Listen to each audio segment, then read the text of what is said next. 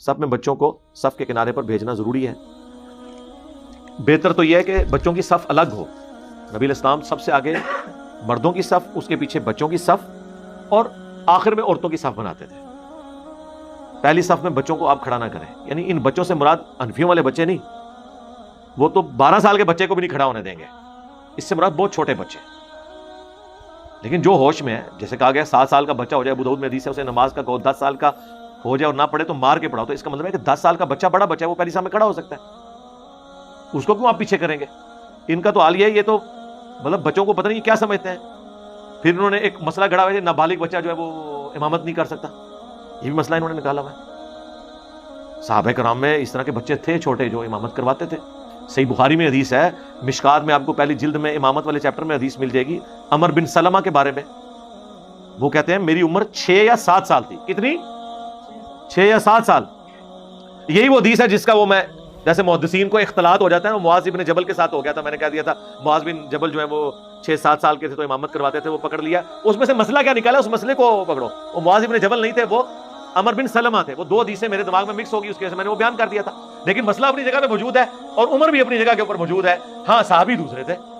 تو جو مسئلہ جو ہم نے نکالا ہے اس کے اوپر بات کرو. تم تو کہتے ہو کہ بچہ جو ہے نابالغ امامت نہیں کروا سکتا. عمر بن سلمہ کے بارے میں مشکات کے اندر موجود ہے، امامت والے چیپٹر میں صحیح بخاری کے اندر موجود ہے. وہ کہتے ہیں میں چھوٹا سا بچہ تھا اور نبی علیہ السلام نے اعلان نبوت کیا تو قافلے جب ہمارے علاقے سے گزرتے تھے نا تو وہ نبی علیہ السلام کا ذکر کرتے تھے اور میرے ابا جی کا بڑا انٹرسٹ تھا. بعض بندے ہوتے ہیں نا، آج بھی آپ دیکھتے ہیں کچھ بندے وہ سیاست میں بڑا انٹرسٹ لیتے ہیں، دنیا میں کیا ہو رہا ہے. اس زمانے میں بھی ایسے لوگ ہوتے تھے. تو ہر قافلے والے سے پوچھتے تھے یار وہ ایک بندے نے دعوی نبوت کیا ہے. تو لوگ بتاتے تھے کہ دن بدن ان کا دین پھیل رہا ہے، لگتا ہے ان قریب شاید مکہ بھی فتح ہو جائے. اب مکہ جو ہے وہ سینٹرل پوائنٹ تھا اور قریش کی ایک دھاک تھی پورے عرب میں.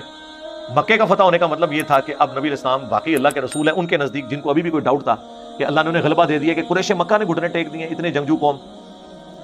تو کہتے ہیں کہ میں جب حضور علیہ السلام کی گفتگو سنتا تھا نا لوگوں سے، تو مجھے بچپن میں چھوٹی سی عمر میں 6-7 سال کی عمر میں تو انہوں نے امامت کروائی، وہ اس سے پہلے 4-5 سال کی عمر میں ہی قرآن کی آیات میں نے سن کے یاد کرنا شروع کر دی تھی. مجھے اتنی اچھی لگتی تھی، وہ ان کی اپنی زبان میں تھی نا. آپ کے چھوٹے بچوں نے نہیں گانے یاد کیے ہوئے ہیں، انگریزی کی پوئمز نہیں یاد کی ہوئی چھوٹے چھوٹے بچوں نے، اچھی لگتی ہیں تو وہ پوئمز ہی تھی نا ان کے نزدیک، تو ان کی زبان میں تھی. کہتے ہیں میں سن کے نا میں قرآن یاد کرتا تھا، لیکن مجھے نہیں پتا تھا اسلام اور نبی علیہ السلام کو ایک اچھے انسان کے طور پہ. تو میرے ابا جی جب یہ سنتے تھے تو وہ اکثر کہتے تھے کہ اچھا اگر مکہ فتح ہو گیا نا تو پھر ہم ایمان لے آئیں گے. واقعی پھر اللہ نے زندگی رکھی ہوئی تھی ان کی، مر جاتے پہلے تو کفر کی حالت میں مر جاتے. وہ فتح مکہ ہوئی تو کہتے ہیں کہ میرے قبیلے نے تو یعنی ابھی تیاری بھی مکمل نہیں کی، میرے ابا جی ہے نا فوراً پہنچے، جا کے انہوں نے قبیلے سے بھی پہلے اسلام قبول کر لیا. ٹھیک ہے. اور کہتے ہیں وہ جب واپس آئے تو انہوں نے آ کے سارے قبیلے والوں کا میں نے اسلام قبول کر لیا ہے، تم بھی کر لو، اللہ نے فتح دے دیا ہے، اس شخص کے پیچھے اللہ ہے. اور مجھے نبی علیہ السلام نے وصیت کی ہے کہ 5 ٹائم نماز پڑھنی ہے اور جب نماز کا ٹائم ہو تو اذان دینی ہے. تم میں سے ایک جماعت کرائے جو تم میں سب زیادہ قرآن جانتا ہے. لہٰذا اب ہم یہاں پہ 5 وقت نماز کا شیڈیول شروع کریں گے.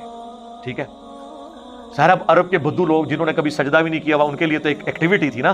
جیسے نیا نیا رفع الجان شروع کریں تو کتنا آپ کو مزہ آتا ہے، ہمیں تو آج تک آتا ہے، لیکن جنہوں نے کبھی نماز نہیں پڑھی ان کے لیے تو نماز سب کچھ تھی. تو اب جب قرآن کی باری آئی تو کہتے ہیں اس دن کہتے ہیں میں نے اپنے ابا جی کو ڈسکلوز کر دیا کہ ابا جی مجھے تو اتنا قرآن آتا ہے، میں نے تو یہ صورتیں یاد کی ہوئی ہیں. تو کہتے ہیں میری عمر 6 یا 7 سال تھی، مجھے میرے قبیلے والوں نے امام مقرر کیا، پورا قبیلہ میرے پیچھے نماز پڑھتا تھا، وہ مجھ سے زیادہ قرآن کسی کو نہیں آتا تھا. تو وہ کہتے ہیں کہ لیکن غریب تھے ہم. کہتے ہیں میرے پاس ایک ہی چادر تھی، جب میں سجدے میں جاتا تھا تو بے پردگی ہو جاتی تھی. پھر سارے قبیلے والوں نے پیسے جمع کر کے میرے لیے ایک چادر خریدی، کیونکہ وہاں سے عورتوں کا ایک قافلہ گزر رہا تھا. اس نے کہا کہ اپنے اس امام کی جو ہے وہ شرمگاہ کی تو حفاظت کرو، اس کو کوئی چادر تو پوری لے کے دو.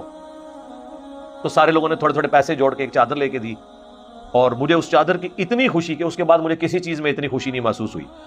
اس وقت تو لوگوں نے سوچا نہیں تھا کہ ان قریب رومنز اور پرشین کے خزانے ان عرب کے بدوؤں کے پاس آئیں گے. افسوس آج وہ عربیوں کی اولادیں عیاشی کا سمبل بنی ہوئی ہیں دنیا میں. گورے بھی اگر عیاشی کی مثال دیتے ہیں تو عرب کی دیتے ہیں کہ عرب کے لوگ دیکھیں 1,000 اونٹ یہ آپ کے جنوبی پنجاب سے C-130 میں لوڈ ہو کے تو عرب کے ملکوں میں جاتے ہیں. تلور کا شکار کرنے کے لیے یہاں آتے ہیں، چند دنوں کے لیے نکاح کرنے کے لیے یہاں پاکستان کی بچیوں کے ساتھ نکاح کرنے کے لیے آتے ہیں، اور حکومتی لیول کے اوپر ان کو سپورٹ کیا جاتا ہے.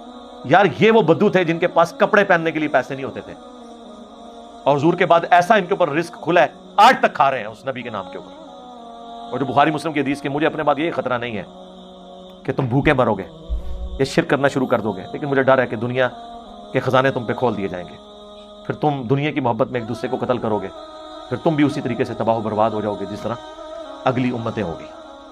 اور وہ بربادی ہم دیکھ رہے ہیں۔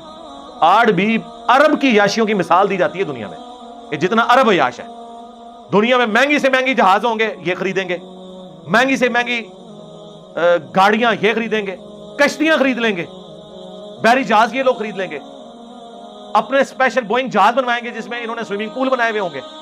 دادا کریں۔ اور دین کے کسٹوڈین ہیں، نماز بھی 5 وقت پڑھتے ہیں، نماز نہیں چھوڑتے جائے، ذہن نہیں رکھنا، نماز اسی طریقے سے جاری ہے۔